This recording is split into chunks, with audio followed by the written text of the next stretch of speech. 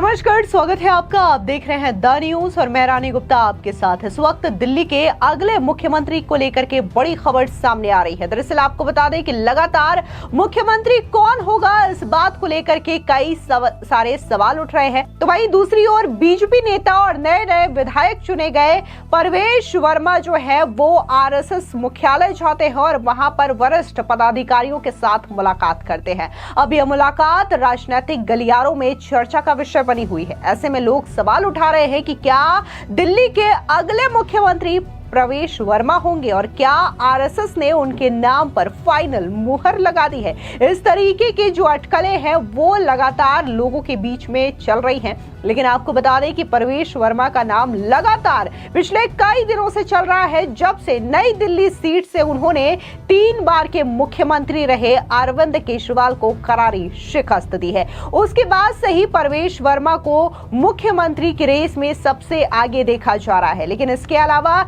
यह भी कहा जा रहा है कि बीजेपी एक महिला को भी मुख्यमंत्री बना सकती है। ऐसे में शिखा रॉय, रेखा गुप्ता का नाम भी आगे चल रहा है। लेकिन जो परवेश वर्मा की मीटिंग आरएसएस मुख्यालय में रही है, इसके बारे में अगर हम बात करें तो आपको बता दें कि बीजेपी विधायक दल की बैठक कल होने वाली है। लेकिन इससे ठीक पहले जो है परवेश वर्मा वो आरएसएस मुख्यालय जाते हैं, आरएसएस के शीर्ष नेताओं के साथ बंद कमरे में मीटिंग करते हैं और इस मीटिंग को लेकर के कई सारे सवाल खड़े हो रहे हैं। दरअसल ये बैठक दिल्ली में आरएसएस के नए मुख्यालय केशव कुंज में हुई है। परवेश वर्मा और आरएसएस की राष्ट्रीय कार्यकारिणी के सदस्य सुरेश सोनी के साथ ये बैठक मुख्यमंत्री के पद के लिए मजबूत दावेदार के तौर पर देखा जा रहा है। जबकि 48 विधायक बुधवार को एक साथ बैठेंगे और ये जो विधायक दल की बैठक है उसके बाद सर्वसम्मति से बीजेपी अपना मुख्यमंत्री पद का चेहरा लोगों के सामने रखेगी। बता दें कि जो सोनी है उन्होंने दिसंबर 2023 में मध्य प्रदेश के मुख्यमंत्री मोहन लाल यादव को चुनने में महत्वपूर्ण भूमिका निभाई थी। जब मध्य प्रदेश के चुनाव संपन्न हुए थे तब सभी को यह लग रहा था कि एक बार फिर से शिवराज सिंह चौहान को राज्य का मुख्यमंत्री बनाया जाएगा, क्योंकि लाडली बहनों के बीच में जो उनकी छवि थी वो लोगों को काफी ज्यादा पसंद आ रही थी और कहीं ना कहीं ये फैक्टर बीजेपी को एक बार फिर से मध्य प्रदेश में प्रचंड जीत दिलाने में कामयाब हुआ था। इसी वजह से माना जा रहा था कि शिवराज सिंह चौहान को रिप्लेस नहीं किया जा सकता। लेकिन देखने को मिलता है कि विधायक दल की बैठक में मोहन यादव को मुख्यमंत्री चुन लिया जाता है। अब ठीक इसी तरीके के कयास जो है वो दिल्ली को लेकर के लगाए जा रहे हैं और कहा जा रहा है कि बीजेपी कोई भी चेहरा ऐसा सामने ला सकती है जिसकी चर्चा दूर दूर तक ना हुई हो। आरएसएस के लोगों का ये कहना है कि संगठन के उत्तर भारत प्रभारी जतिन कुमार, जिन्हें अगस्त 2024 में संघ द्वारा बीजेपी के चुनाव प्रचार को गति देने के लिए लाया गया था, वो परवेश वर्मा को पसंद करते हैं। लेकिन अन्य सहयोगियों को साथ लेकर चलने के लिए जो परवेश वर्मा की काबिलियत है वो नहीं है और इस वजह से कई सारे लोग इस पक्ष में नहीं है कि परवेश वर्मा को दिल्ली का मुख्यमंत्री बनाया जाए, क्योंकि कई समय ये शिकायतें मिलती रही है कि परवेश वर्मा जो है वो बीजेपी के तमाम नेताओं और कार्यकर्ताओं को साथ लेकर के नहीं चलते हैं। ऐसे में लोगों का ये कहना है कि बीजेपी जब भी मुख्यमंत्री नियुक्त करती है तो वो इस चीज को बकायदा देखती है कि वो ऐसा शख्स होना चाहिए जिसकी साठगांठ सभी से हो, यानी कि वो कार्यकर्ताओं नेताओं को एक साथ लेकर के चलने की जो काबिलियत है वो होनी चाहिए। तभी ना सिर्फ वो संगठन को संभाल सकते हैं बल्कि प्रदेश को भी संभाल सकते हैं, जिसकी वजह से बीजेपी इन तमाम चीजों को ध्यान में रखते हुए ही मुख्यमंत्री का चयन करेगी। आपको बता दें कि परवेश वर्मा के नाम को लेकर के सिर्फ इस वजह से अटकलें नहीं लग रही है कि उन्होंने केजरीवाल को करारी शिकस्त दी है, बल्कि परवेश वर्मा के पिता साहिब सिंह वर्मा 1996 से 1998 के बीच दिल्ली के मुख्यमंत्री रह चुके हैं। उसके बाद साल 2000 और 2004 के कार्यकाल में उन्हें वाजपेयी सरकार में श्रम मंत्री भी बनाया गया था, जिसकी वजह से यह माना जा रहा है कि जिस तरीके से उनके पिता को मुख्यमंत्री बनाया गया था, हो सकता है कि उन्हें भी मुख्यमंत्री बनाया जा सके। इस बीच आपको बता दें कि रामलीला मैदान में भव्य शपथ ग्रहण की जो तैयारियां हैं वो जोरों पर है। बकायदा वहां पर जो चीजें हैं उसको व्यवस्थित की जा रही है, चेयर्स लगवाई जा रही है, टेंट लगवाई जा रही है और इसके अलावा जो बार बार आम आदमी पार्टी की सरकार मुख्यमंत्री की घोषणा को लेकर के जो देरी हो रही है इसको लेकर के सवाल उठा रही है, जिस पर बीजेपी के प्रवक्ता अजय आलोक ने करारा पलटवार भी किया है। सुनिए क्या कुछ अजय आलोक का कहना है। देखिए, विधायक दल की बैठक होनी है। विधायक दल की बैठक में नेता तय हो जाएगा और मुख्यमंत्री पद की शपथ ग्रहण हो जाएगी। और दिल्ली सिर्फ दिल्ली नहीं है, दिल्ली देश की राजधानी है और यहाँ 27 वर्षों के बाद हमारी वापसी हो रही है। एक तरह से सोचिए तो दो वनवास काट के भारतीय जनता पार्टी लौटी है और हमारे लिए ये बहुत महत्वपूर्ण प्रदेश है क्योंकि दिल्ली देश की दशा तय करता है और बहुत सारे काम करने हैं और बहुत अरमानों से लोगों ने भाजपा को लाया है। तो उन सब बिंदुओं पर ध्यान करते हुए हमारा मुख्यमंत्री की घोषणा की जाएगी।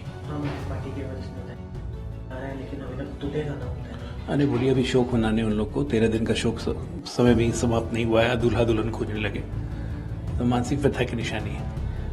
वहीं दूसरी ओर जिस तरीके से रामलीला मैदान में जो भव्य तैयारियां चल रही है, इसको लेकर के शाज़िया आलमी का बयान भी सामने आया है। क्या कुछ उन्होंने इस रामलीला मैदान को लेकर के कहा है और उन्होंने उस समय को भी याद किया जब वो अरविंद केजरीवाल के साथ वहां पर आंदोलन कर रही थी और अब इसी रामलीला मैदान में बीजेपी 27 सालों के बाद प्रचंड जीत हासिल करके वापसी कर रही है और वहां पर मंत्रिमंडल शपथ ग्रहण करेगा। सुनिए शाज़िया आलमी का ये बयान।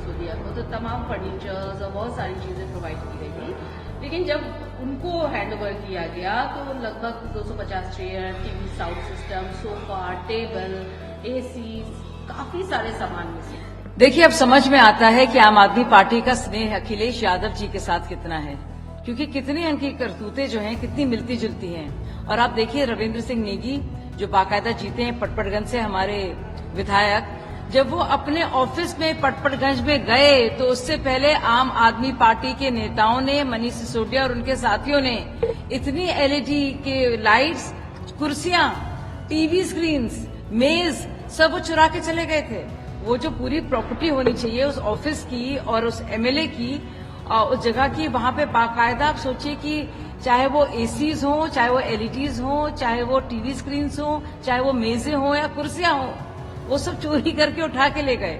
जाहिर सी बात है वो गवर्नमेंट प्रॉपर्टी है, कोई निजी प्रॉपर्टी नहीं मनीष सिसोदिया और उनके गुर्गों की। शपथ ग्रहण समारोह